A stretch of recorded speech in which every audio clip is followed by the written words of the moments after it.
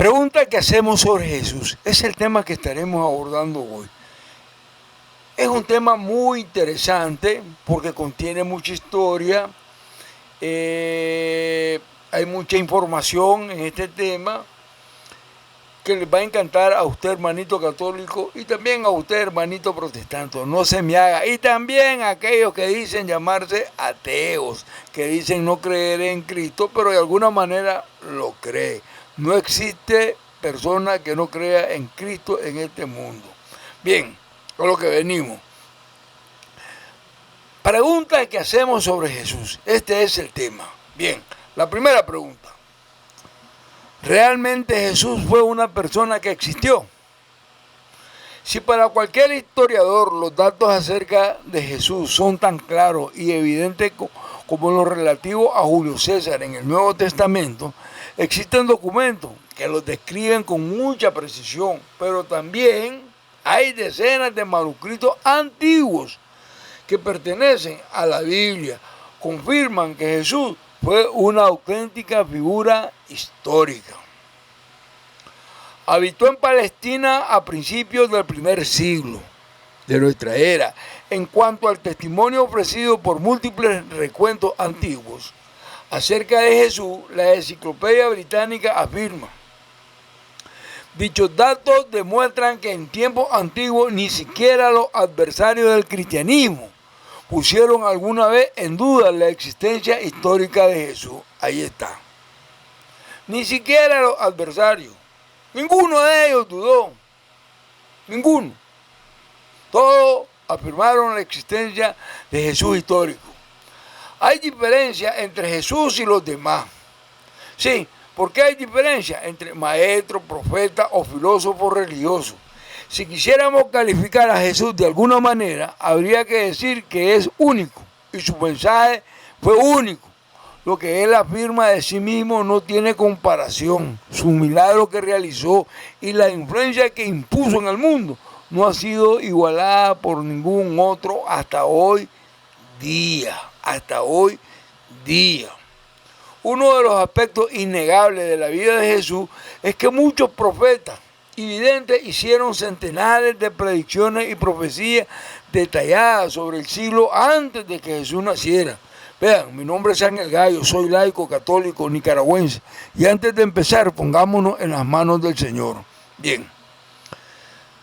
Amado Señor Jesús, me acerco a ti para darte las gracias por este nuevo día más de vida que me da, por ser mi amigo y mi proveedor, así como mi constante compañía, y gracias, porque aún en las más fuertes de las tormentas tú eres fiel, mi capitán, porque nunca me deja a la deriva, que así sea, amén. Bendito seas y alabado Señor Jesús, hoy y siempre por los siglos de los siglos, amén. A lo que venimos, empecemos. Bien sabemos que hay detalles concretos acerca de su nacimiento, vida, pasión y muerte, que ningún mortal podría haber cumplido. La Biblia, que es un conjunto de libros conocido como Antiguo y Nuevo Testamento, ahí podemos encontrar más de 300 predicciones acerca del Mesías o Salvador. El hallazgo de cientos manuscritos del Antiguo Testamento, llevado a cabo por arqueólogos durante el presente siglo, ha dejado demostrado que dichas profecías fueron escritas siglos antes de que naciera aquel hombre llamado Jesús. Una de sus predicciones sorprendentes fue hecha por el profeta Isaías en el año 750 antes de la venida de Cristo. Isaías 7:14 dice así: pues bien, el Señor mismo va a daros una señal. He aquí que una doncella está encinta y va a dar a luz a un hijo y le pondrá por nombre Emmanuel. Palabra de Dios, te alabamos, Señor. Miren qué interesante. 7 siglos y medio después, en Israel, una joven virgen llamada María, escuche bien esto, una joven virgen llamada María fue visitada por el arcángel Gabriel, el cual le anunció que alumbraría un hijo, que llevaría por nombre Emmanuel, es decir, Dios con nosotros. Según la Biblia, esto fue escrito con posterioridad a la venida de Jesús al mundo. El Nuevo Testamento dice que María preguntó al ángel, escucha lo que preguntó, Lucas 1:34, dice así: ¿cómo será esto? Puesto que no conozco varón. Palabra de Dios, te alabamos, Señor. Vemos que su concepción y nacimiento fueron únicos y milagrosos, a partir del hecho de que la sencilla y humilde jovencita, la que fue su madre, nunca había tenido relaciones con un hombre. Y es más, la noticia de su embarazo fue tan escandalizadora para José, con el que estaba comprometido en un matrimonio, que al recibirla decidió cancelar el compromiso y anular la boda. Hasta que el ángel del Señor se le apareció a José y le dio instrucciones de permanecer junto a ella, criando y protegiendo a aquel niño que ella llevaba en su vientre, nada menos que 800 años antes de su nacimiento de Jesús. Escuche bien esto, el profeta Miqueas predijo el lugar exacto en que el Mesías habría de venir al mundo. ¿No es increíble esto? Es increíble, hermanito. Dice así Miqueas 5:1, mas tú, Belén, Éfrata, aunque eres la menor entre la familia de Judá, de ti me ha de salir aquel que ha de dominar en Israel y cuyos orígenes son de antigüedad desde los días de antaño. Palabra de Dios, te alabamos, Señor. Miren, si sus padres terrenales vivían en Nazaret, a 150 kilómetros al norte de Belén, un decreto emanado de Roma exigió que todas las familias retornaran a sus lugares de origen para cumplir con un censo que se llevaba a cabo en todo el imperio. Aquel decreto se dio a conocer poco antes de que María se le cumpliese el plazo del embarazo. Vean lo interesante. De este modo, Dios se valió de un emperador romano, es decir, de un tipo malo, César Augusto, para contribuir al cumplimiento de las profecías de Miqueas. José y María marcharon a Belén y apenas llegar, María empezó a tener dolores de parto. La Escritura indica que Jesús nació en Belén de Judá, Mateo 2:1, en estricto cumplimiento de la predicción del profeta Miqueas. En su profecía decía que el Mesías era desde el principio, desde los días, desde la eternidad. El propio Jesús dijo, antes de que Abraham fuese, 2000 años antes de Cristo, yo soy. Juan 8:58. Abraham fue el antepasado común de los judíos y árabes y vivió unos 2000 años antes que Jesús naciera. Y aunque nació en Belén Jesús, se crió en Nazaret. Otra cosita interesante, este es un dato interesante. En su primera predicción pública declaró abiertamente que él era el cumplimiento de las profecías del Antiguo Testamento referente al Mesías. Se puso en pie delante de los asistentes y leyó una profecía del profeta Isaías.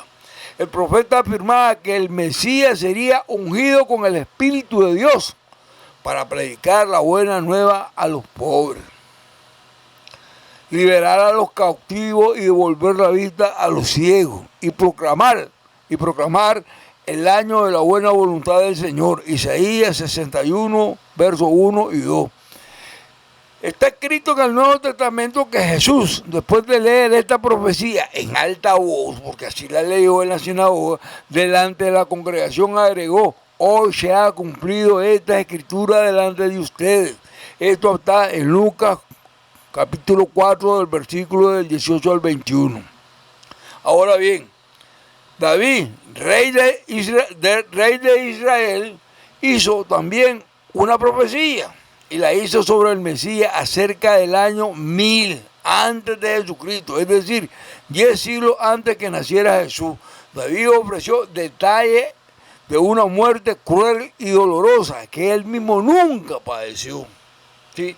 David nunca padeció. Escuchemos, Salmo 22, 14 al 18 y después al verso 15. Dice así, como el agua me derramó, todos mis huesos se dislocan, mi corazón se vuelve como cerca, se me derrite entre mis extrañas. Verso 16, Está seco mi paladar como una teja y mi lengua pegada a mi garganta.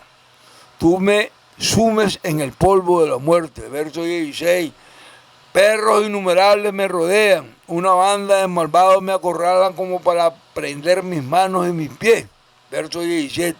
Puedo contar todos mis huesos. Ellos me observan y me miran. Verso 18. Repártese entre sí mis vestiduras y se sortean mi túnica. Palabra de Dios, te alabamos, Señor. Miren, es interesante esto. ¿Saben? El rey David murió de forma apacible y natural, es decir, por vejez. Sabemos que en este pasaje de las Escrituras no habla de sí mismo David. Sucedió que, debido a que David era profeta, predijo con absoluta precisión las circunstancias que rodearon la cruel muerte en la cruz sufrida por el Mesías, el Cristo, que habría de venir. Examinemos algunos de los detalles que aparecen en la profecía anterior. Miren, dice así: he sido derramado como agua, mi corazón derritiéndose dentro de mí. Jesús derramó su vida por nosotros de una forma exclusivamente espiritual. El Nuevo Testamento dice que poco después de morir, estando todavía en la cruz, uno de los soldados le abrió el costado con una lanza y al instante salió sangre y agua. Juan 9, 19, 34. Algunos especialistas médicos en la materia de la actualidad han afirmado que en casos de rupturas del corazón humano cuando se desgarra debido a tensión y al trauma excesivo, la sangre se acumula en el pericardio, un saco membranoso que envuelve el corazón y el nacimiento de los principales vasos sanguíneos. Esa sangre se separa formando una especie de coágulo y de suero acuoso. Por tanto, cuando el soldado le atravesó el costado con la lanza, su vida se derramó como el agua.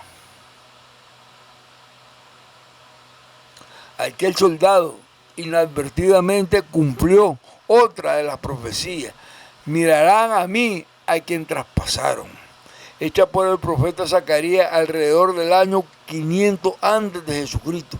Zacarías 12:10.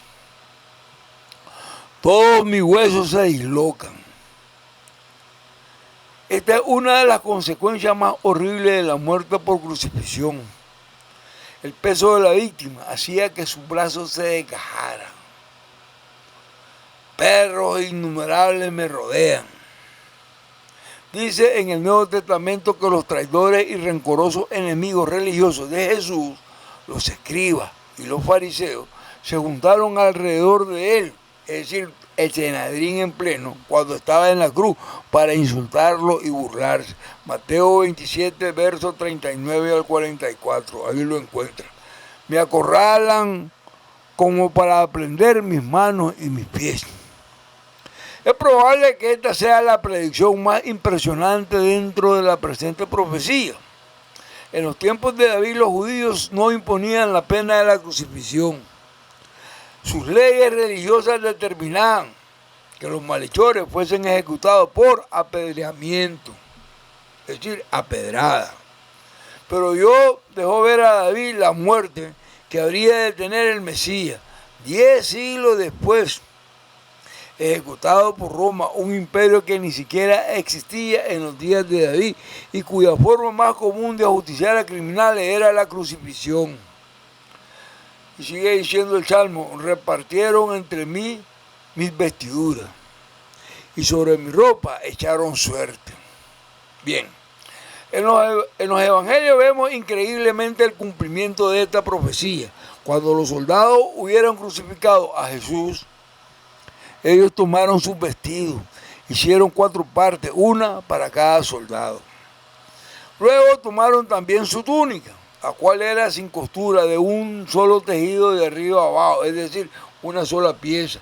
Entonces dijeron entre sí: no la apartamos, sino echemos suerte sobre ella para ver de quién será. Juan 19, versos 23 al 24. En el año 487 a.C., el profeta Zacarías profetizó. Yo les dije, si os parece bien, dadme mi jornal, si no, dejadlo. Ellos pesaron mi jornal, 30 ciclos de plata. Zacarías 11, verso 12. Bien, según afirma el Nuevo Testamento, la noche que Jesús fue arrestado por sus enemigos, escuchen bien, esto es interesante, uno de los 12 que se llamaba Judas Iscariote fue a los principales sacerdotes y les dijo, es decir, al Sanedrín, ¿qué me quieren dar? Y yo se los entregaré. Y ellos le asignaron 30 monedas de plata. Mateo 26, versos 14 al 15. 500 años antes que se diera este acontecimiento, Zacarías, el profeta de Dios, había predicho el precio exacto. El precio exacto que los enemigos de Jesús pagarían a su discípulo traidor Judas. El versículo siguiente de la profecía de Zacarías da detalles más impresionantes todavía. Yahvé me dijo, sigue diciendo Zacarías, échalo al tesoro, esa lindeza de precio en que me has apreciado. Tomé pues los 30 ciclos de plata y los eché en la casa de Yahvé en el tesoro. Zacarías 11, 13. Cuando Judas vio que Jesús era condenado, devolvió arrepentido las 30 piezas de plata. Se las entregó a los principales sacerdotes de los judíos y las arrojó en el templo. Los principales sacerdotes, tomando las piezas de plata, dijeron, no es lícito echarla en el tesoro de la ofrenda, porque es precio de sangre.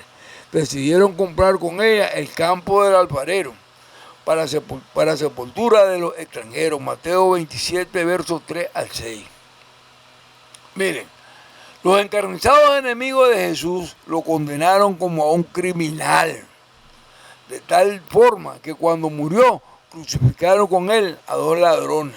Mateo 27, verso 38. Luego que su cuerpo fuera bajado de la cruz, un hombre rico de Arimatea, llamado José, fue a Pilato y pidió el cuerpo de Jesús y lo puso en un sepulcro nuevo. Mateo 27, del 57, verso 57 al 60. Su sepultura con los ricos. Su sepultura con los ricos. 1000 años antes de que naciera Jesús, el Espíritu de Dios profetizó por medio del rey David que el Salvador habría de resucitar. Pues no me abandonarás al Seol, no dejarás a tu amigo ver la fosa. Salmo 16, verso 10. El rey David murió y fue puesto en una sepultura donde su carne vio corrupción y descomposición. Pero Jesús se levantó de la tumba 3 días después de su muerte. Así lo indicó el ángel a quienes había acudido. El ángel había acudido a velar la tumba de Jesús.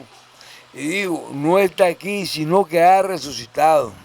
¿Por qué buscan al vivo entre los muertos? Lucas 24, versos 5 al 6.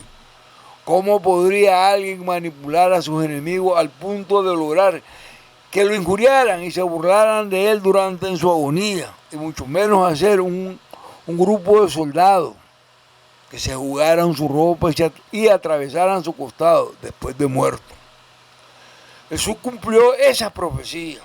Y no solo eso, escuche bien, no solo eso, sino más de 300 predicciones específicas relacionadas con su nacimiento, vida, obra, muerte y resurrección. Y sin duda, Él era y es único en todo el sentido de la palabra. ¿Saben?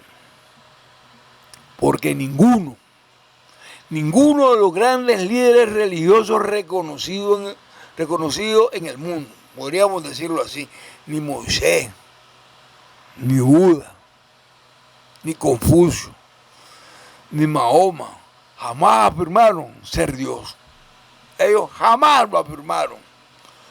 Solo Jesucristo en realidad. Y no solo eso, se proclamó Hijo de Dios. Él era la personificación divina en forma humana. También logró convencer a gran parte de la humanidad de ser en efecto, el Hijo de Dios.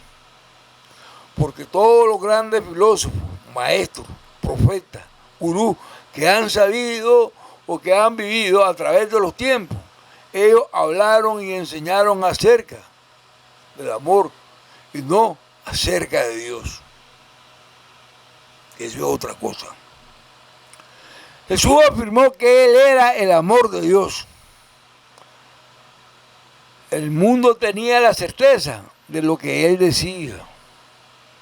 Y podemos decir, ¿estaba en lo cierto o estaba en un terrible error? Bien, hermanito, vamos a ir concluyendo. Aquí termino. Ya no le quito más de su tiempo valioso, precioso, hermoso. Vamos a decirlo así. O era bueno y anunciaba la verdad, o era un hombre malo, un fraudulento y mentiroso. Hay una gran insensatez en la gente atea que suele decir: no tengo inconveniente en considerarlo un gran maestro, con una gran moral, pero no acepto su afirmación de que fuese Dios. A ver, hermanito, no deberíamos hablar así, de esa manera, por un hombre que no fuese más que un simple mortal. Y si estuviese el tipo de cosas que dijo, Jesús no sería un gran maestro de mucha moral. Tan solo sería un chiflado. Escuche esto, que alguien afirmará ser, escuche esto, alguien que afirma ser un huevo cocido, o sería el diablo en persona, pero hay que llegar a alguna conclusión. Escuche, aquel hombre era y es el Hijo de Dios. Aquel hombre era y es el Hijo de Dios. Usted puede hacerle callar, puede escupirle y matarlo también, como un demonio, pero nadie puede ponerse a disertar estúpidamente que se trataba de un gran maestro humano. Él no nos dejó esa alternativa ni tuvo intención de hacerlo. Otra persona de dudosa autoridad en estos temas. Mire qué interesante. Otra persona de dudosa autoridad, sobre todo en este tema. Mire lo que él dijo. El emperador y conquistador de naciones enteras, Napoleón Bonaparte. Increíble, un pagano tremendo. Él reconoció con justicia la absoluta y singularidad de Jesús. Y lo hizo en estos términos, y con esto me voy y con esto termino. Napoleón así lo dijo, escuchen, concluyo, no más. Napoleón dijo así: sé de la naturaleza de los hombres. Es decir, conozco bien la naturaleza de los hombres. Y puedo atestiguar que Jesucristo no es un simple mortal. Palabras de Napoleón. No hay comparación posible entre él y las gentes del mundo. Alejandro, César, Carlomagno y yo fundamos imperios. Es decir, ellos pueden fundar imperios. Pero donde reposa la obra de nuestro ingenio, ¿a dónde descansa todo esto que hacemos? Sobre la fuerza. Pero Cristo edificó su imperio sobre el amor. Cristo edificó su imperio sobre el amor. Y sepa que aún en este momento, aquí termina Napoleón, dice, hay millones de hombres que darían la vida por él. Que el Señor los bendiga y que así sea. Y por favor, no se olviden de darle el link y darle clic a la campanita. Y de suscribirse en este canal católico, Iglesia y Apologética, ahí de Misi Nueva Evangelizo Ángel Gallo, para que le sigan llegando las nuevas notificaciones que estaré subiendo con mucho amor, con mucho agrado y con mucha alegría y con mucho entusiasmo para ustedes, hermanitos. Adiós. Bye.